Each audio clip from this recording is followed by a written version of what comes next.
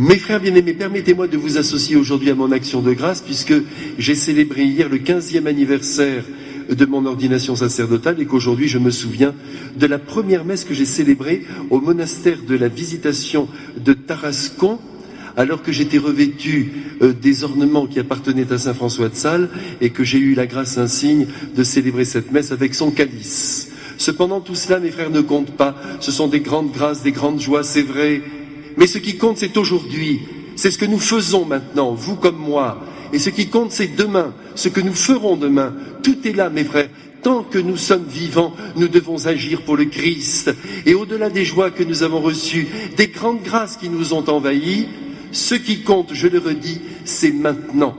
Car c'est maintenant que tout se joue aussi pour l'avenir du monde, pour l'avenir de vos familles et pour la transformation de votre propre être. Et aujourd'hui, il nous est donné tout simplement de regarder Marie qui s'en va visiter sa cousine Élisabeth. Et vous allez voir à travers cet évangile, vous avez déjà dû le sentir, que nous recevons encore une belle leçon du Saint-Esprit. L'évangile est là, mes frères, pour éduquer notre cœur. Je vous en supplie, ne l'écoutez pas d'une oreille distraite, recevez-le profondément dans les fibres de votre être, comme j'essaie moi-même de le recevoir, malgré toutes mes faiblesses et tous mes péchés, qu'importe tout cela. Ce qui compte, c'est de recevoir la sagesse du Christ et d'essayer de l'habiter sur la moindre de nos paroles et sur le moindre geste que nous posons au cours de nos journées. Alors aujourd'hui, mes frères, vous voyez, la Sainte Vierge est partie, elle n'a pas eu peur de mettre, si vous me permettez de dire cela, quelque peu en péril sa grossesse, et oui, mais elle avait tellement confiance en Dieu.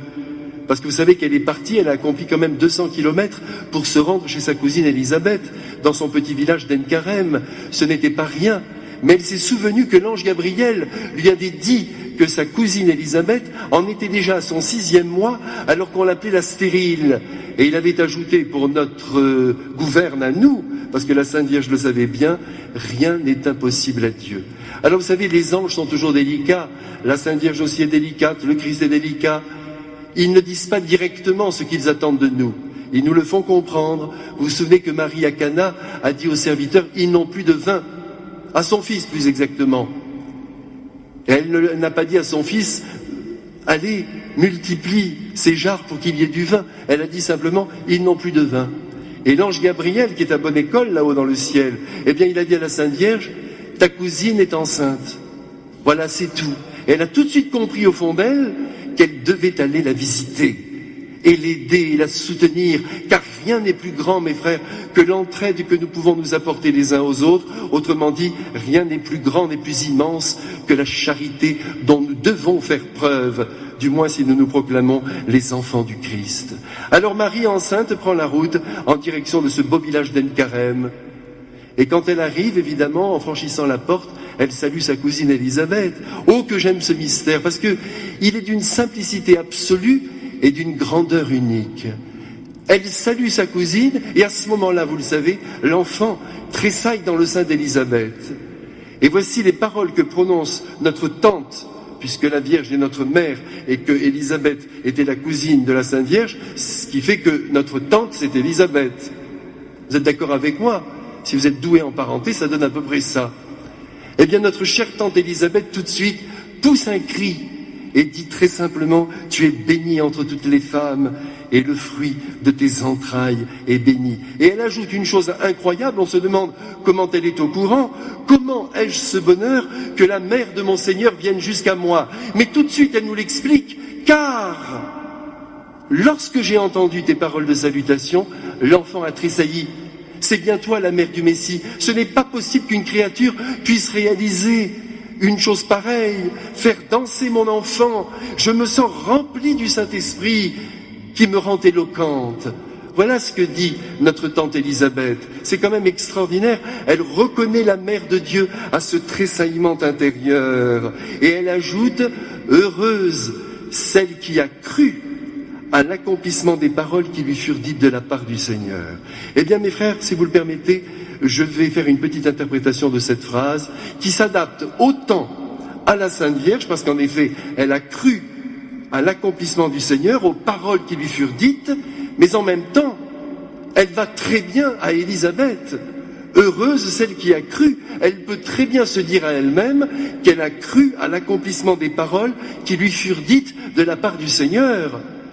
Car à Zacharie et peut-être mystérieusement à Élisabeth, l'Esprit Saint a parlé. C'est sûr. Donc, vous voyez, c'est une parole qui va bien pour ces deux femmes. Et nous aussi, mes frères, aujourd'hui, nous devons nous dire que le Seigneur nous a promis d'être avec nous jusqu'à la fin du monde, qu'il nous ouvrira les portes de la vie éternelle et que par conséquent, tout cela se réalisera et que nous devons être tranquilles ici-bas. Et puis, vous avez vu que après cette exaltation, si je puis dire, qui sort du cœur d'Élisabeth, Marie se met à chanter ce fameux Magnificat qu'aujourd'hui toutes les moniales, tous les moines, tous les prêtres, toutes les religieuses du monde et même de nombreux fidèles reprennent tous les jours pendant l'office de vêpres. Mon âme magnifie le Seigneur. C'est un chant extraordinaire. C'est un chant qui est devenu un chant liturgique. Et nous comprenons donc, mes frères, que la liturgie doit jaillir de la charité. C'est parce que Marie se retrouve là qu'elle s'émerveille de ce que fait Dieu en elle et chez sa cousine, et qu'en même temps, elle vient pour servir. C'est à ce moment-là qu'elle chante liturgiquement ce beau Magnificat. Donc, mes frères, il faut que nous fassions bien attention de ne pas faire de la prière quelque chose d'isolé. Alors, je fais mes prières, je dis mon office, c'est très bien. Et puis après, je vis. Pas du tout. Je suis bon, je suis charitable, je travaille de toutes mes forces. Et dans la prière, je reprends tout ça et je glorifie le Père. Vous comprenez, mes frères bien-aimés? Sinon, ça n'a pas de sens. Et c'est comme ça qu'on ne prie plus. Parce qu'on se dit, voilà, j'ai encore mes prières à faire. Alors que c'est notre vie qui doit monter dans la prière, surtout dans la prière liturgique. Là, voyez maintenant, au cours de cette messe, vous allez offrir votre vie, mes frères bien-aimés, tout ce que vous allez vivre tout à l'heure, tout ce que vous avez vécu ce matin. Allez-y, mes frères, ne coupez pas les choses en morceaux, unifiez votre vie en unissant la prière à l'action. Autrement dit, la louange, l'amour de Dieu proclamé directement à son cœur, à la charité que vous cherchez à exercer continuellement. Voilà, mes frères, ce que je voulais vous dire ce matin. Alors nous demandons à la Sainte Vierge tout simplement la joie de savoir aimer. Oui, parce que ça donne une grande joie d'aimer. Et puis qu'elle nous permette d'avoir une action à la fois charitable et priante, bien unifiée. Et puis nous remercions le Père Céleste de nous avoir donné Marie, parce que c'est un tel cadeau pour nous.